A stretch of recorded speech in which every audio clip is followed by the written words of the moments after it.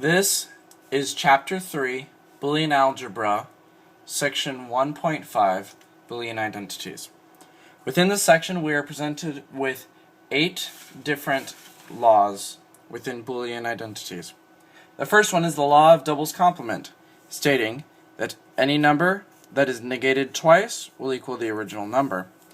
This is the equivalent to the algebraic statement saying that any number that is negated twice, or a double negative, will always equal itself. The idempotent law states that any number plus itself will equal the original number, as well as any number times itself will equal the original number. This is the equivalent to the set laws stating that a number ANDed with itself will equal itself, as well as any number ORed with itself will equal itself as well. The identity law states that any number plus 0 will equal itself, and any number times 1 will equal itself. This is the equivalent to the algebraic law of a similar fashion, stating that any number plus 0 will equal itself, as well as any number times 1 will equal itself. The dominance law states that any number plus 1 equals 1, as well as any number times 0 equals 0. The second part of this is the equivalent to the algebraic statement, any number times 0 will equal 0. However, the above statement does not have an algebraic equivalent. However, what it does have is an equivalent to set laws, stating that x ANDed with true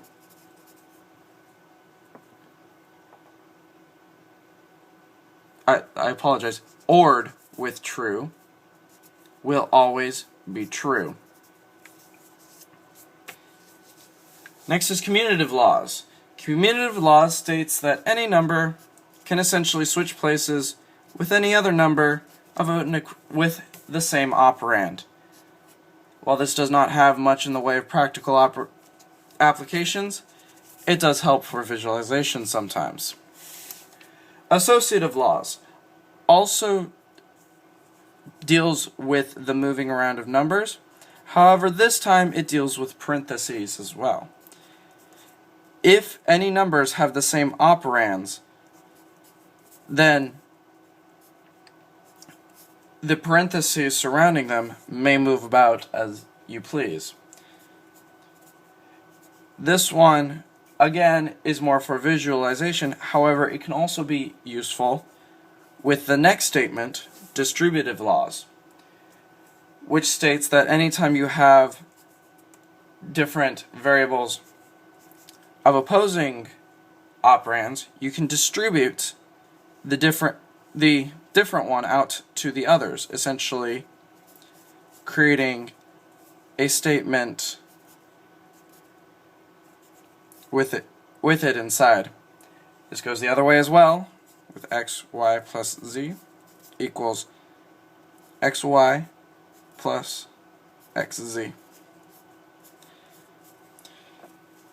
Now, the most complicated of these is De Morgan's law, which states that if an entire statement is negated, x times y, for example, then it is the equivalent to saying x, not x, plus not y.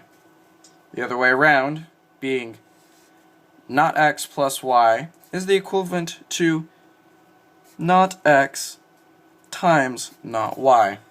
This is the equivalent to the set statements that are similar, stating that x and y, not x and y, is the equivalent to not x or not y, and not x or y is the equivalent to not x and not y.